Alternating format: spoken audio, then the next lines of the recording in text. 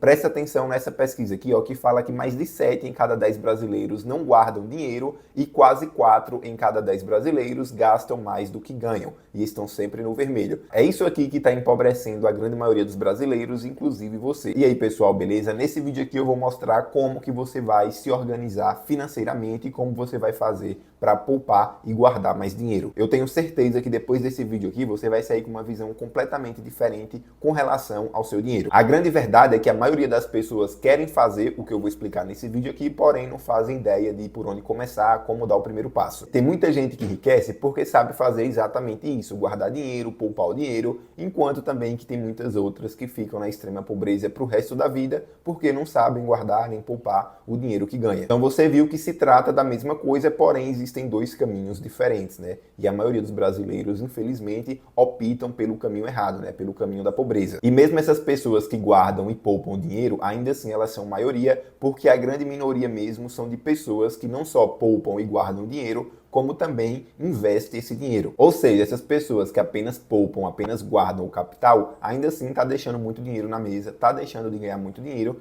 porque esse dinheiro poderia estar muito bem investido, né, aplicado em alguma coisa que tivesse ali gerando mais dinheiro, né, que tivesse gerando ali uma renda passiva. Para você ter uma ideia, apenas 3% da população brasileira investe o seu dinheiro. É muito pouco, isso porque as pessoas não sabem, né, investir. Às vezes nem sabem que existem opções de investimentos, às vezes é porque tem medo. Meus pais, por exemplo, não fazem ideia de que existe, por exemplo, fundos imobiliários, ações, CDBs, né? Títulos do Tesouro Direto, o investimento deles é a poupança e casa alugada. Um outro hábito perigoso, que é típico da grande maioria dos brasileiros, é o de antecipar sonhos e, consequentemente, fazer dívidas. E quando você antecipa um sonho, é o mesmo que você vender alguns anos da sua vida de trabalho em troca daquele sonho realizado. Então, se você tem o sonho de ter um carro, por exemplo, você vai lá, financia esse carro para ficar pagando pelos próximos 5 anos. Então, isso significa que você sacrificou os seus próximos 5 anos de trabalho, né, para poder pagar esse sonho. E aí o que acontece muito é que, como em qualquer dívida, no financiamento você vai estar pagando ali um horror de juros e aí no final das contas acaba que você paga um valor ali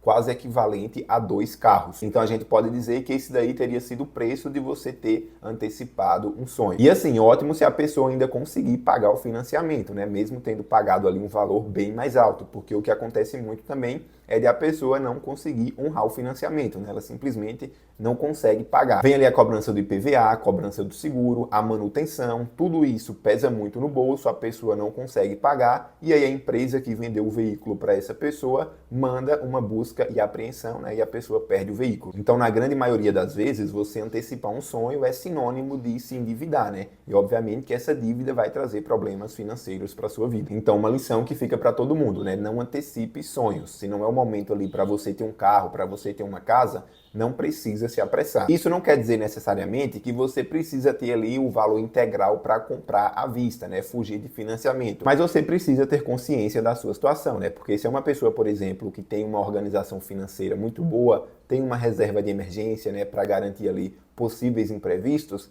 talvez essa pessoa possa se aventurar um pouco mais, né? Quem sabe até optar por um financiamento, por exemplo. Mas bora lá para o que interessa. Quando se trata de poupar, de guardar dinheiro, existem 3 perfis de pessoas. A primeira delas é o perfil pobre. Quando eu falo pobre aqui, eu não estou me referindo à pessoa que não tem onde morar, não tem o que comer. Eu estou me referindo a qualquer pessoa que tenha a mentalidade de pobre. Basicamente, é aquela pessoa que enxerga o salário dela com o único objetivo, com o único propósito, que é pagar contas. E não interessa, como eu falei, se você é engenheiro, se você é médico, se você é advogado, se você é concursado, se você usa o seu salário ali, se o seu único objetivo com o seu salário é pagar contas, então você tem uma mentalidade pobre. E eu vou resumir aqui o comportamento padrão desse grupo. Então ela tem ali um salário, esse salário ela usa para pagar as despesas, depois ela tem que trabalhar novamente para receber outro salário, para pagar as despesas novamente, e aí a pessoa fica nesse ciclo vicioso que não leva ela para canto nenhum e ela passa o resto da vida nessa mesma situação. Então, se você se identificou com esse grupo aqui, o que você precisa fazer é refletir para tentar melhorar a sua relação com o dinheiro e dessa forma sair desse ciclo. O próximo perfil é o perfil da classe média, que é um pouco diferente do perfil pobre. Esse perfil aqui, ele tem o salário, paga as despesas básicas, né, com esse salário, compra passivos, porque ele tem um salário um pouco maior, então ele tem a possibilidade de comprar esses passivos, e já já eu te explico o que são passivos, e aí ele trabalha novamente para poder repetir o ciclo. Ah, Matheus, e o que são passivos? É tudo aquilo que tem o poder, tem um potencial de tirar um pouquinho do seu dinheiro ali todos os meses, como por exemplo um carro, uma casa própria, financiamento, empréstimo. Um carro, por exemplo, é um gasto absurdo. Você vai gastar todos os meses ali com gasolina, manutenção, estacionamento, lavar o carro, fora outros como IPVA, seguro. Casa própria é a mesma coisa. Quando você compra uma casa para você morar, você vai ter gastos ali, né, com pequenas reformas, pequenos consertos. Então tudo isso aí são passivos. E na maioria das vezes o perfil da classe média não percebe isso, não percebe que isso é prejudicial para o orçamento, que ela vai ter que trabalhar cada vez mais, porque agora ela vai precisar arcar com custos adicionais. Isso aqui é muito perigoso, porque nesse ciclo aqui, a grande maioria das pessoas da classe média acaba chegando ali em um momento em que acaba falindo, quebrando, passando por dificuldades. Então esse é o ciclo do empobrecimento. E o terceiro perfil que a gente tem é o perfil das pessoas ricas. Aqui a pessoa vai usar o seu dinheiro para pagar as contas, né, pagar as despesas, obviamente, vai comprar passivos também, mas a grande diferença é que aqui ela também vai comprar ativos. Se por um lado os passivos tiram dinheiro da gente, por outro lado os ativos colocam dinheiro no nosso bolso. Então aqui as pessoas têm uma mentalidade rica. O que elas vão fazer é comprar casas para alugar, investir em fundos imobiliários, investir em empreendimentos, né? Emprestar o dinheiro para o banco ou então para o governo para receber juros. E aí vai chegar um momento em que esses ativos vão gerar uma renda suficiente para cobrir ali os gastos, né, as despesas que essa pessoa tem. Então essa pessoa não vai precisar mais do salário, né? Se ela quiser, ela nem precisa mais trabalhar, pode chutar o balde, porque esses ativos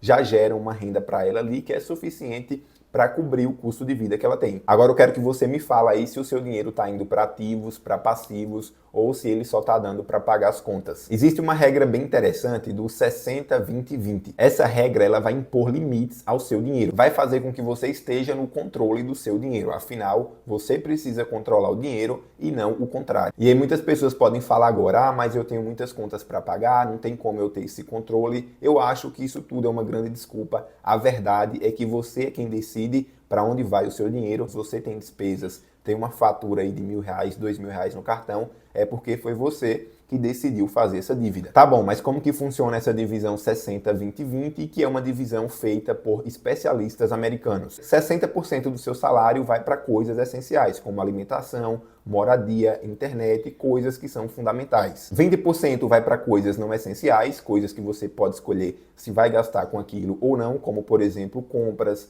hobbies, presentes, viagens. E os 20% restante você vai destinar para o seu eu do futuro. Vai investir em conhecimento, abrir uma reserva de emergência, investimentos em geral. E sim, conhecimento é investimento, um dos melhores investimentos. Inclusive, eu, por exemplo, se não tivesse conhecimento, não teria a independência financeira que eu tenho hoje, não teria o patrimônio que eu tenho hoje, não estaria aqui falando sobre educação financeira para vocês. Então, conhecimento é tudo. Então, assim, não vai deixar para correr atrás do prejuízo lá nos 40 do segundo tempo. O melhor momento para você começar a fazer alguma coisa para mudar a sua vida foi ontem, e o segundo melhor momento é hoje. Então eu espero que tenha ficado tudo muito claro aqui nesse vídeo. Se ficou alguma dúvida, deixe aí nos comentários que eu vou tentar responder. Se inscreva no canal, um abraço e valeu!